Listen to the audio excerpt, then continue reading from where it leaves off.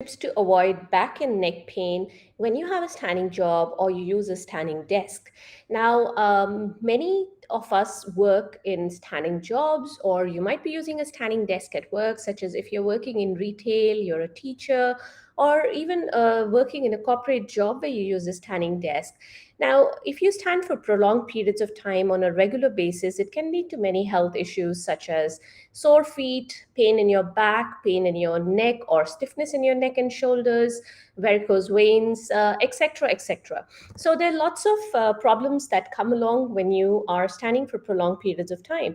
So I'm going to share with you 5 tips that you can utilize starting today if you want to avoid back and neck pain when you are standing for prolonged periods of time. Well, when you have a standing job or when you're using a standing desk. Now, before we get into the topic for today, though, for those of you who don't know me, my name is Swati. I'm an executive mom power coach. I help moms of younger kids who work in high stress executive jobs manage the aches and pains. Which come along with their motherhood journey. Now, this could be during your childbirth, pregnancy, or maybe later in the toddler years. This could be spinal, that is back and neck pain, or joint pain. I come in and help you with simple exercises, easy lifestyle tips, some hacks and tricks that you can well, um, which you can put into your daily life and then save that time to try and look for solutions for these back and neck and joint problems. So let's get back to some tips if you are one of those who have a standing job or using a standing desk. So, tip number one is try not to stand for prolonged periods of time. Now, because there are a lot of stresses that build up on your feet and then travel up your joints, that is your hip, knee, and then into your spine, especially your lower back, when you stand for a prolonged period of time.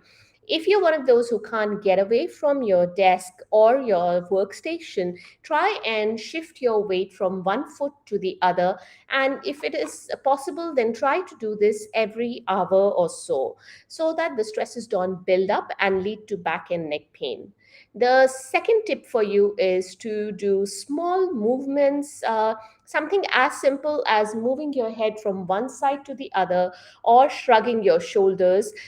These simple desk based exercises can be done. At your desk within 1 or 2 minutes. If possible, again, try to do them every hour or so that you can avoid the back and neck pain. I have done a YouTube video on these desk based exercises. If you want to learn more, you can go to my YouTube channel or you can go to YouTube and type my name, Swati Prakash, followed by desk exercises or back pain, neck pain, and then you will come across a couple of videos that talk about it. Another thing is you want to wear shoes that are comfortable. Usually, footwear that are similar to the shape of your feet are recommended. For example, if you have shoes that have pointy toes, it is basically you are squishing the front part of your feet into a very confined or narrow area, which is very unnatural for your feet. Or, for example, if you are one of those who wear high heels to your work, and you're standing for the majority of the time, you could probably take a flat pair of shoes or just take off your high heels when you are at your desk so you can stand bare feet. It is advisable if you put a rubber mat and not stand bare feet. I'll come to this mat part in the next point, in the next tip.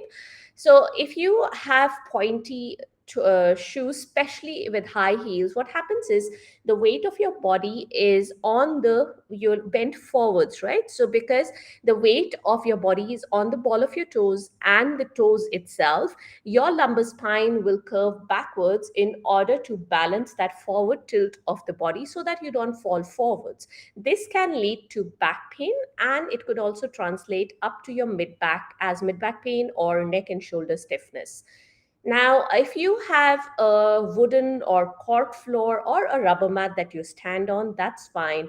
But if you are in a workplace where you have metal or concrete floors, try and put a non slip rubber mat onto that floor so that you have a little bit of cushioning to stand onto, even if you are wearing well cushioned shoes, like, say, sports shoes or similar, because the when you're standing, the impact of that hard floor can cause a lot of stresses on your feet. Again, these stresses can travel up your knees to your hip and to your spine, especially your lower back.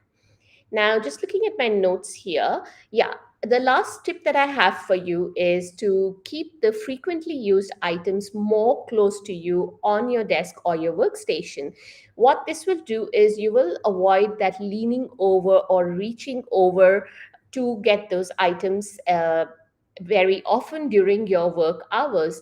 So that excessive repetitive movement is avoided at your back and the rest of your spine. So, and this reaching forwards will also avoid that repetitive movement at the shoulder and neck area, thus avoiding pain in these areas. So these are the 5 tips that I wanted to talk to you about. If you're looking for more easy solutions to manage your back and neck pain, I have done a free training on both of these topics in my free community.